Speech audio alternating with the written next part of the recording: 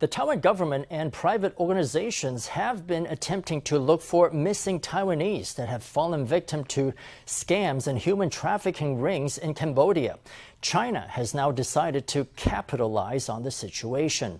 The Chinese embassy in Cambodia released a statement over the weekend stating that Taiwanese compatriots are Chinese citizens, and if they require help, they can contact the Chinese embassy. Taiwan's Foreign Minister Joseph Wu has responded, stating that Cambodia-based fraud rings are a toxic legacy of China's Belt and Road Initiative. 台办发言人马晓光8月19号应询表示。 Ma Xiaoguang, a spokesman for the State Council's Taiwan Affairs Office, responding to an inquiry made on August 19th, said if overseas Taiwanese compatriots ran into any difficulties, they could promptly contact China's embassies and consulates abroad for help. These incidents in Cambodia are a toxic legacy of the Belt and Road Initiative. Chinese fraud rings have caused our people to suffer. Wu demanded that China stop pretending to show goodwill. The root cause of the problem, according to Taiwanese reports, is that Sihanoukville became a paradise for scammers owing to China's Belt and Road Initiative. In 2016, there were heavy investments in this area, with large numbers of Chinese setting up gaming businesses. By 2019, there were close to 100 operations. However, in 2020, Cambodia slapped a ban on gambling, and gaming companies were forced to take up online fraud operations. China subsequently pushed for large-scale repatriations, forcing Chinese fraudsters to return to their home country. With a manpower shortage, fraud operators decided to target Taiwanese to make up the shortfall. It was another scorcher of a day on Sunday, with Hualien's Guangfu Township registering 41.6 degrees, a record high for this year. July is supposed to be the start of typhoon season, but so far, not a single typhoon has hit Taiwan this year. The government's water management authorities are starting to worry about a drought next year if Taiwan continues to be free of typhoons and the northeast monsoon doesn't arrive in September. Let's hear from the Water Resources Agency.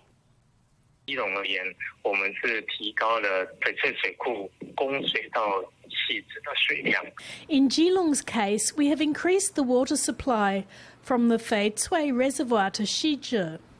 In southern Taiwan, priority is being given to the use of water from Gaoping River and Zhengwen River to stabilise the water supply in various places.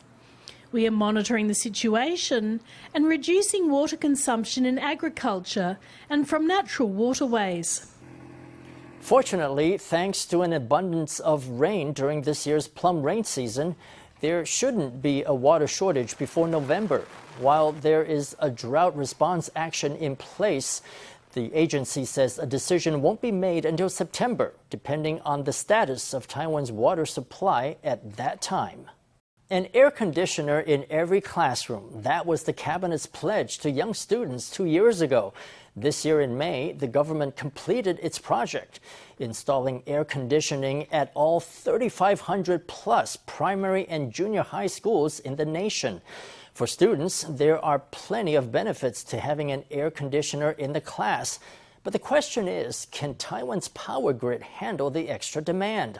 Today, in our Sunday Special Report, we look into how much juice it takes to keep the AC running. And we stop by Taiwan's new cooler schools to see what they're doing to minimize their carbon footprint.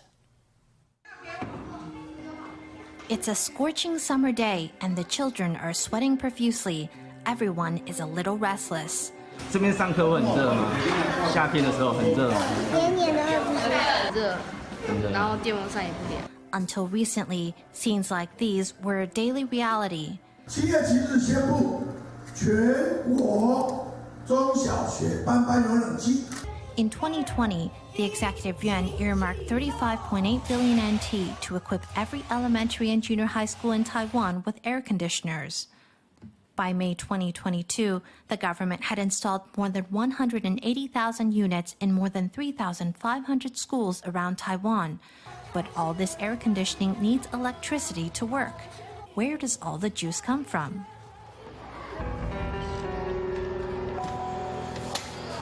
Let's run the numbers for 4 months, May, June, September, and October. Say that air conditioning is turned on between 9 a.m. and 4 p.m. whenever the temperature exceeds 28 degrees. That's roughly 260 million kilowatt hours consumed every year. According to Taipower, that's just about 0.1% of all electricity generated in Taiwan. When the operating reserve is in the single digits, turning on 180,000 AC units at schools puts a big burden on the grid. To keep the energy supply stable, Taipower signs contracts with schools, in which schools agree to pay for a fixed power capacity each month. If the school uses more than its contract capacity, it must pay a higher rate for the excess amount. This can quickly take a toll on school budgets. Early on, the government didn't offer any subsidies for electricity, so all the money had to come out of our own budget. We only turned on the air conditioning when the temperature exceeded 30 degrees, and only till the temperature dropped to a certain level. We used the system sparingly. Even so, we kept incurring extra fees because our air conditioning use exceeded our contract capacity.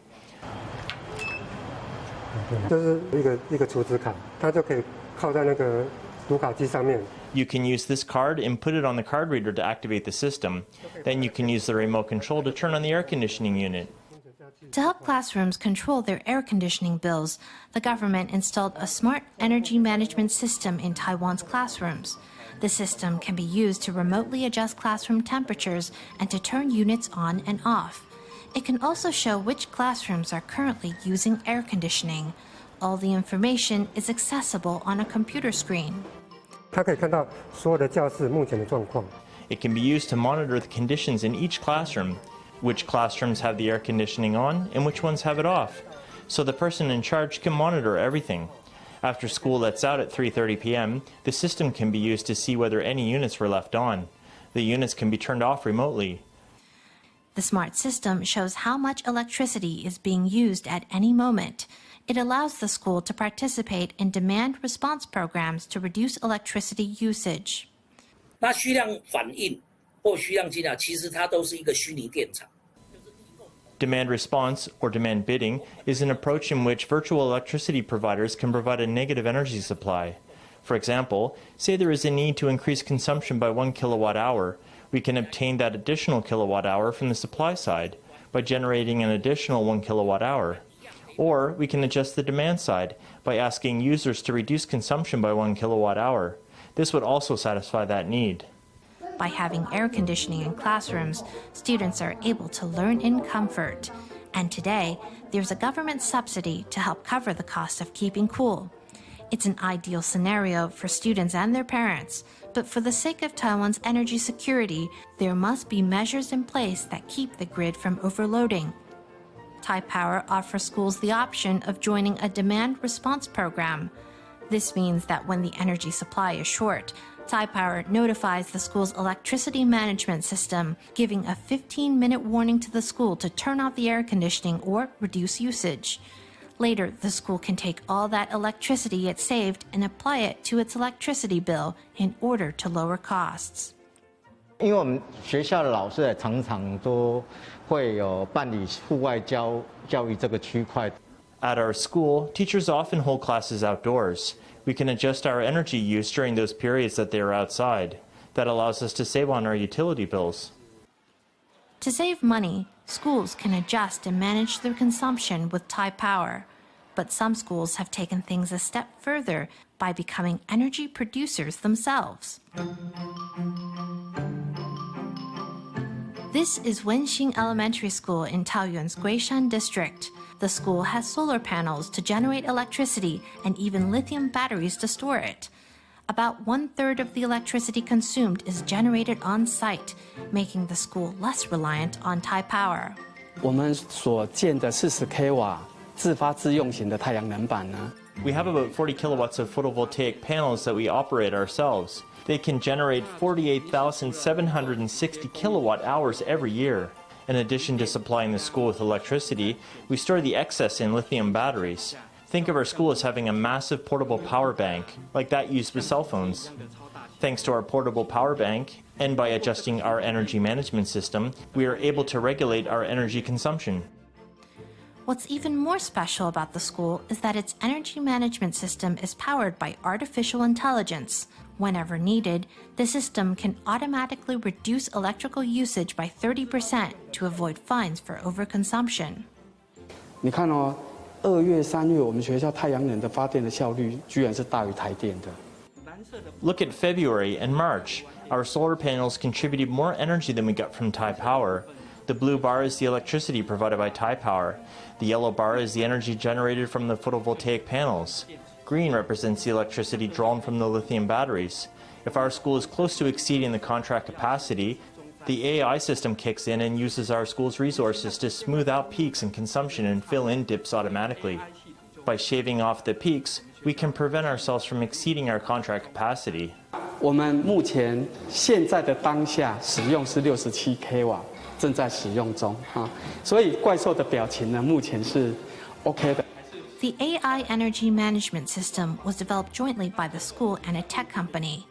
Now, every watt of electricity used in the school is recorded, including electricity used in corridors and other common spaces. With this data, the system can determine the appropriate contract capacity for the school. 我们要尽量把这个用电的状况调整在控制在100以内，会比较安全。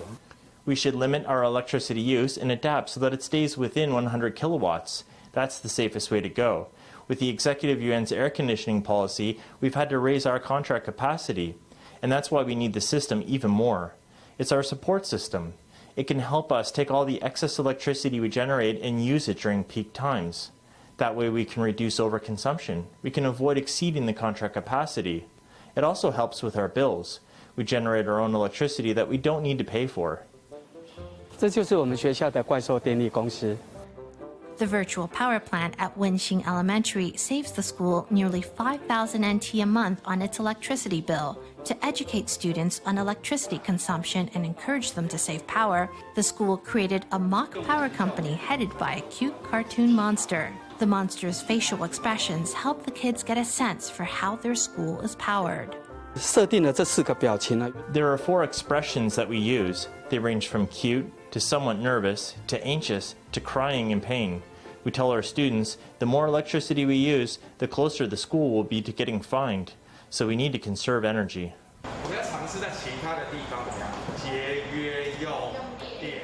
The Executive Yuan's air conditioning policy has created a comfortable environment for students in Taiwan. Over at Wenxing Elementary, the policy has also helped children better understand the importance of saving energy. Restaurants are pulling out all the stops to recover from the pandemic. At one hot pot chain in Geelong, Wagyu beef dumplings are the latest trick to draw customers. Wagyu is normally reserved for prized cuts, but this eatery is now offering a mixture of barbecue and hot pot options together to cater to diners' every whim. Dumplings come out of the boiler dripping with juice. Cut them open and, contrary to expectations, they're stuffed with Wagyu beef, a seriously fancy filling for a humble boiled dumpling. The strips of Wagyu beef go into the mincer along with Chinese chives or cabbage. The smell in the kitchen is irresistible. The dumplings are made entirely from scratch. It takes lots of steps to produce one of these delectable mouthfuls. The special thing about Wagyu beef is that it has more marbling in it. You need to add the perfect ratio of vegetables and chives, or it wouldn't pack properly inside the dumpling skin. This hot pot restaurant in Geelong was hit hard by COVID. Its owner invented the Wagyu dumplings to branch out into a new market, and they were an instant hit. 和牛的味道很浓郁，因为和牛其实本来就是比较高单价，10几块如果是一般民众，我觉得可以接受。 Wagyu beef is very trendy in Taiwan. No matter if you're after Wagyu, boiled or barbecued, this restaurant has you covered. The Wagyu beef blade steak is deeply marbled. It oozes fat as long as it hits the grill and melts in the mouth. Meanwhile, the head chef is frying up onions to get the wok sweet and pave the way for endless types of meat and seafood. This hot pot chain offers clientele a combination of hot pot and barbecue in one meal. Geelong is spoiled for choice. 有火锅又有烧烤的店面。 There's hot pot and there's also barbecue. If the price is very reasonable, I'm sure business will bounce back. 那这一次呢，结合了个人的火锅还有烧烤。 We're combining personal hot pots with barbecue service to offer a new dining format. From Wagyu dumplings to hot pot barbecue sets, restaurants are getting creative to find solutions to the pandemic predicament. The International Chocolate Awards announced over the weekend the latest winners of the Asia-Pacific Bean to Bar and Craft Chocolatier competition. Taiwan's Wei Wan-yu, a Nantou native, nabbed a gold, 3 silvers, and 2 bronzes. Let's hear from her. 他们吃产品的话，会吃上千个、上百个，在一天的时间内。 When the judges assess the products, they will taste hundreds or even thousands just in a day. So you need to think how to make a strong first impression to the judges, and that will influence the way they give the scores later on. Wei's hazelnut coated with red oolong chocolate with a double-layered taste of oolong tea and hazelnut won her a gold medal.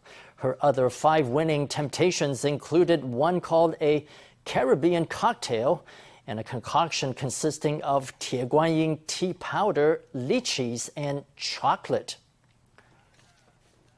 Pomelos are usually harvested in early September. However, due to hotter than normal weather this year, these fruits are already ripening and now harvesting is in high gear. With China banning the importation of Taiwan's citrus fruits, pomelo farmers are worried that there might be a surplus this year. However, a farmers association says this year has a smaller than usual yield due to the excessive rain during the tree's flowering season in March, so the impact from the Chinese ban won't be so great. Under the hot sun, students work in this pomelo orchard during their summer vacation, trying to make enough money to pay their tuition fees. Working in the pomelo trees, a harvester can earn a daily wage of 1,300 NT, a tree climber 1,400 NT, and a fruit transporter 1,700 NT. A summer's hard work could yield at least 70,000 NT. Just work in Taiwan. It's up to you if you're willing to work or not. Actually, Taiwan has plenty of jobs. Especially in the country, there are lots of work opportunities. The pomelos from Hualien are known for their acidic aroma, sweet flavour and chewiness. Due to the continuous hot weather this year, the fruit ripened early and there was an early harvest. Young men working in the orchard go shirtless, but the pomelos can't withstand the hot sun. The farmers put tape on the fruit to protect it from the sunshine.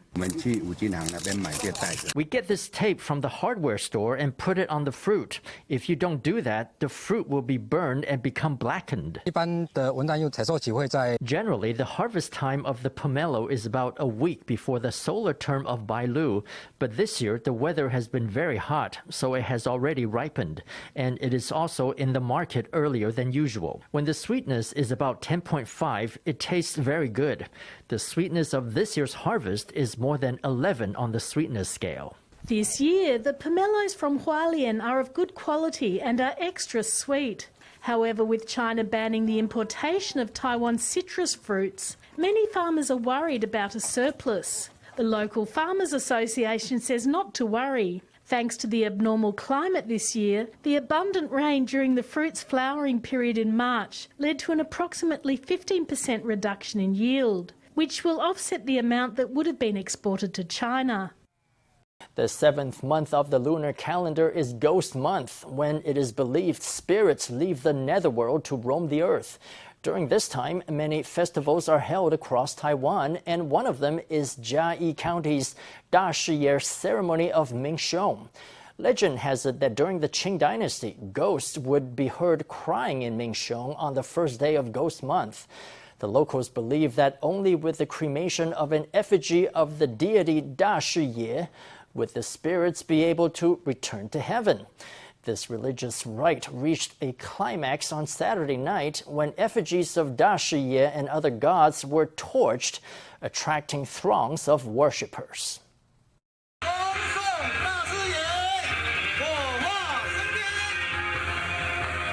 When the time came, the crowd held torches and together lit various effigies, sending Da Shiye to heaven via cremation. The Da Shiye ceremony of Minshung in Jiayi County is one of a series of Ghost Month activities across the island. Our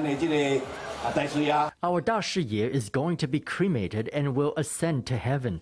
The most important thing is to pray to Da Shiye to take some of our bad things away and to bless each person with good things so that we can be safe and happy in the future. This rite has been performed in Jiayi for more than 300 years. Legend has it that Da Shiye is the reincarnation of the Guanyin Bodhisattva.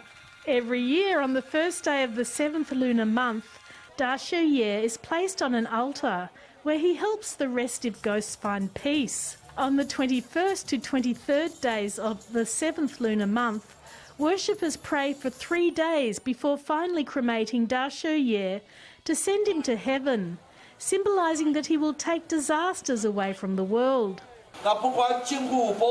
It doesn't matter if the government subsidizes this event or not. This is a ceremony created by the ancestors of the people of Minshung. This ceremony is held in the 7th month. In the past, people would feel scared of the 7th month. Through this ceremony, everyone can find peace in their hearts. Now that the cremation of Da Shiye is an important religious event in Jiayi County, many worshippers came to see him off, hoping that the flames will take all bad things away and the land will be blessed with peace.